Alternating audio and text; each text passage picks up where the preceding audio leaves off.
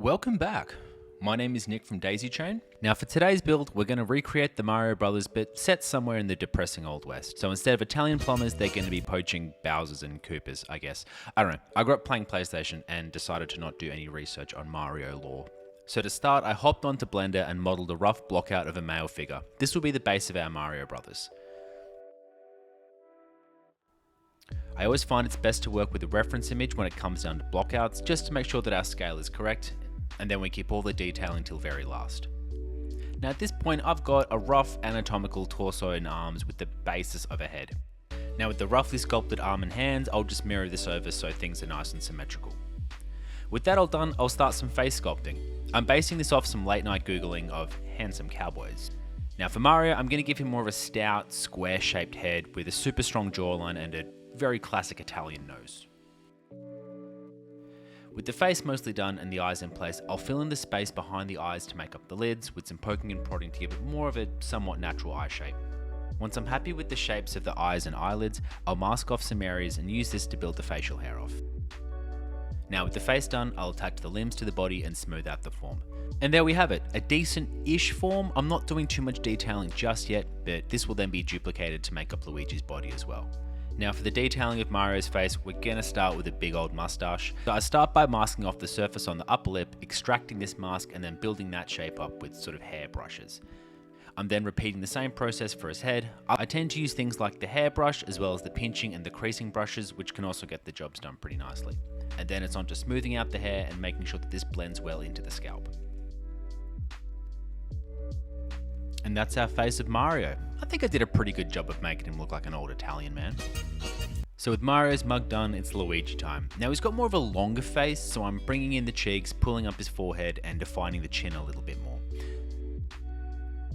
There, I can add on some of the facial hair. I'm giving him more of a Poirot looking mustache, something a little bit more sort of upper crust. Now I do hate repeating myself, but the process is very similar to how I did Mario's face. Then I masked off the hair and pretty much repeated the process again.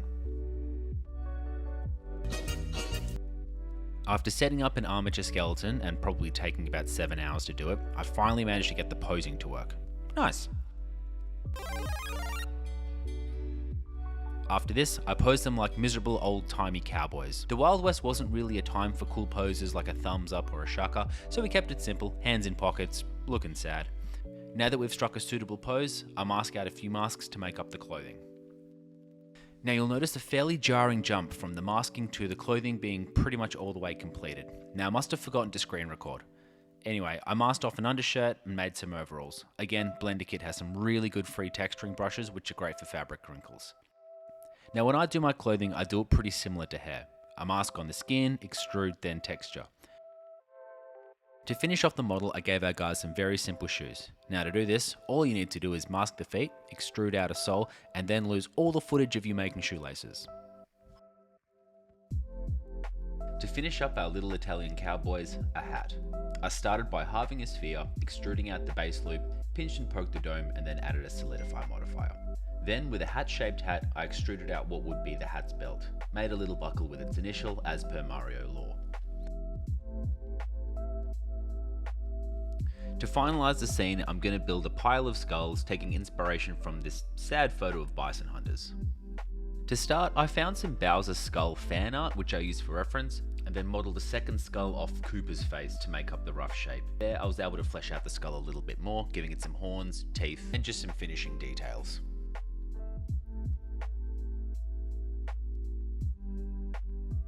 Now before I print, I added all of the models as well as our big pile of bones onto a makeshift base so I can ensure that there's a decent scale between the Marios and the skulls. Looks pretty cool, right? So off the print goes to my dungeon, and a couple hours later I've got my resin prints.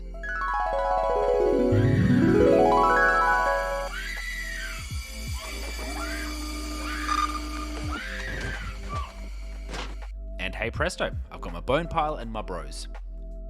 Now before painting, the models undergo some glam with some snipping, filing, sanding, just to remove any sprues or things I don't want kicking around.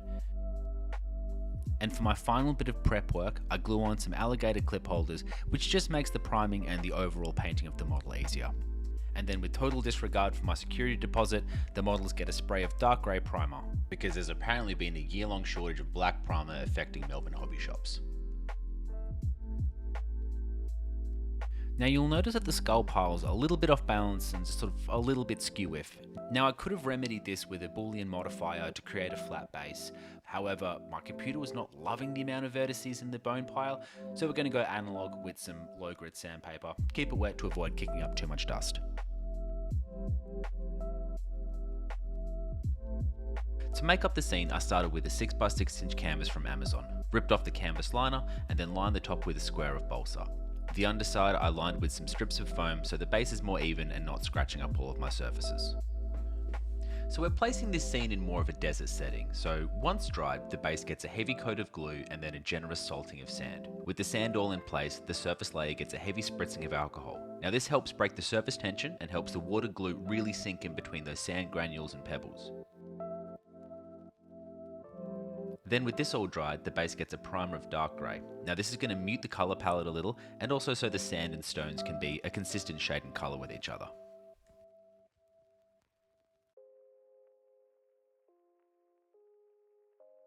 Now for some actual painting. So I'll be using my wet palette today. I find that this keeps the paints moist for much longer. As you know, acrylics are notorious for drying fast. I find that this keeps the waste to a minimum, and I've been using the red grass one for almost a year and I think it works a treat. As for the colour palette on this build, I'm trying to keep things really muted and almost dusty, so we're keeping with more earthy tones, avoiding anything too vibrant. For the skin, I'm starting with a pale base coat of amber skin from War Paints. Once I've got some sufficient coverage of the skin and it's not too streaky, Luigi gets a dark forest green for his undershirt and Mario gets his signature red. Now although haters might say otherwise, I did keep the paints purposely watered down to keep everything fairly dark. I wanted the pigments to really feel those recesses while keeping with that weathered, dark clothing look. With the clothing all done, the overalls then got a coat of Mario Accurate Blue and their shoes got a covering of Tamiya Brown. To finish off the clothing, the hats all got the same treatment as the shoes. With this all dried, we started to lean more into the weathered look. So I diluted my black wash with some white spirits and actually gave the majority of the model a black wash. I paid particularly attention to the small wells where they would be darker, then left the Mario Brothers to dry. Whilst I was waiting, the base sand and the pebbles had now dried, so now it was time to build up the colour. The base got gradual layers of sandy yellow to grey. Coating the base in a dark grey did allow for a bit more of a contrast and depth of colour, especially when airbrushing at an angle, because you can almost create shadows this way. As we waited for that to dry, the bone pile was next up, so building up the colours from a grey all the way to a white for some of the highlighting. With this all in place and looking pretty good, I wanted to create a little bit more grit on these skulls, so I did some pin washing. Now this is a technique where you're more selective about the wash location, so in this instance I was mostly washing the nose holes, the textures on the horns and the holes where eyes would be. Now that we've got the washes all dry, let's grab some Q-tips and remove all the excess wash. So this is the great thing about doing most of the painting in acrylic, but the washes are oil based.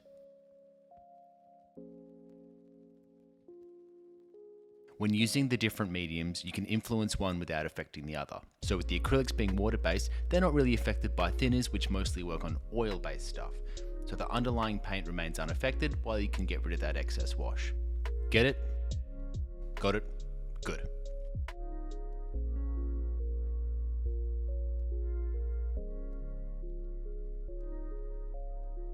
To finish off the base, I stuck down some small shrubs from Woodland Scenics. Now these looked a little bit too alive for the Old West, so I gave them a gentle spraying of yellow, just so it's a little bit more appropriate for the scene.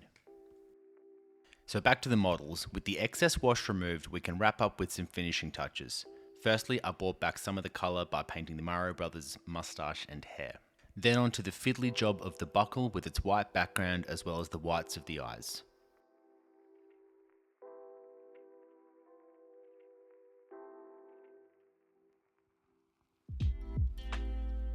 Then we can finish off the hat with the red M and the green L. And then the brothers were given a quick bit of colour to the lips, as well as the bones getting one last dry brushing to highlight some of the whites.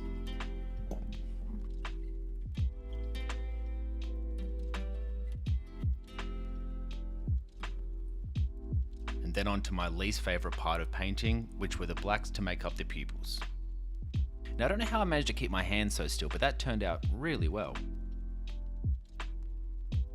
And to finish off the eyes, here's the secret sauce. So all it is, it's a little dab of clear UV resin on each of the eyelids, and then just cure that off with some UV light.